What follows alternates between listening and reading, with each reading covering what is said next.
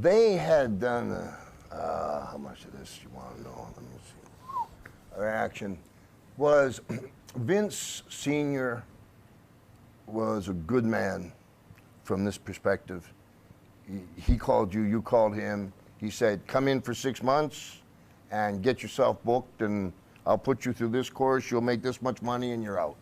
And see you again.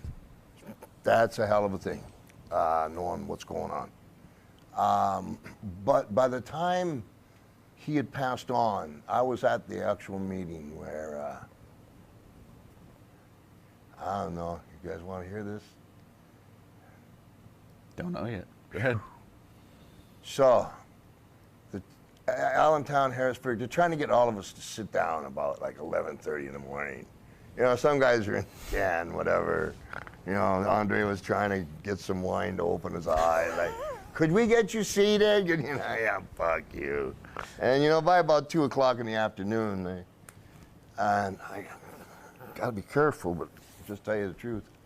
So here's the ring, boom, and here are all the animals. And there's Vince Jr. facing us 10, 15 feet to his left is Barnett and Senior. So Vince opens up.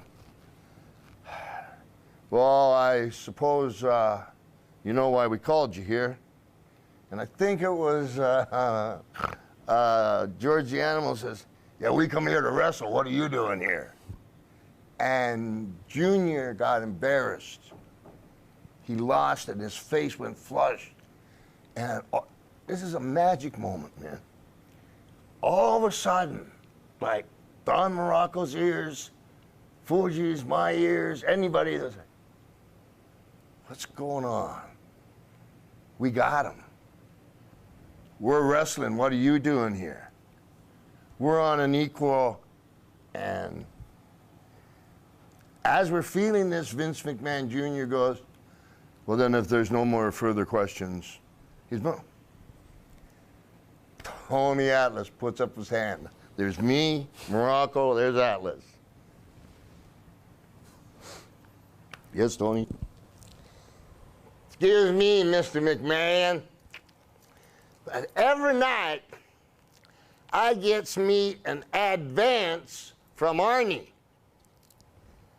But at the end of the week, my check ain't so big. Now, I'm gonna put my hand over like this. Morocco looked at him, the room's silence, and he goes, sit down, you stupid nigger. I was there.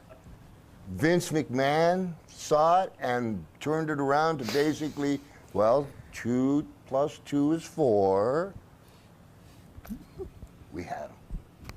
10 seconds. I get an advance.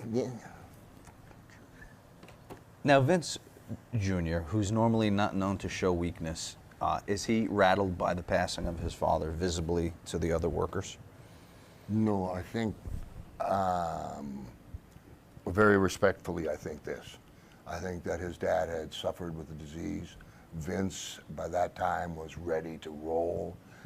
His dad might have had a few maybe not want to go all the way with it, or so in a way, it gave him a clean slate to do Vince what he wanted to. And I'm sure if he won his daddy another 10 years, that would have been great too. But at the time, you know, it's funny how nature goes, and okay, now I'm Vince, let me roll. And it also, for the industry, there was never, you couldn't pass the buck anymore. Kinda, you couldn't play a good cop, bad cop. Although, you know, right. They figured it out later, but. Do you think Senior really wasn't aware of the intentions of Vince to? Oh, he was aware. To the extent, yeah. He is aware, but there was certain, as with Atlanta, the guy that owns the Chicago Tribune was the guy, and there was, you know, there was certain no-nos. And so it got confusing, like, okay, I'll work against everybody else, but this guy. well, I'll work against everybody else, but that, and it had to, you know, it had to happen.